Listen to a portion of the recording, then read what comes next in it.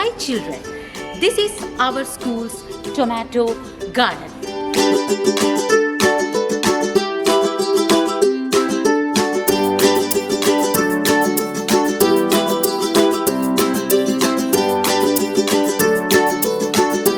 Here you can see tomatoes in abundance.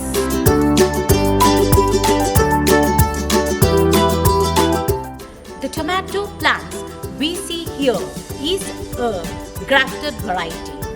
This is grafted with turkey berry or chundanga in Malayalam.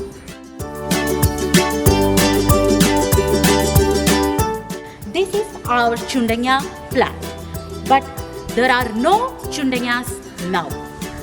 Since these plants are grafted, the attack from pests and insects are minimal. This is the best season for tomatoes. We are trying to get more saplings so that we can distribute among everyone.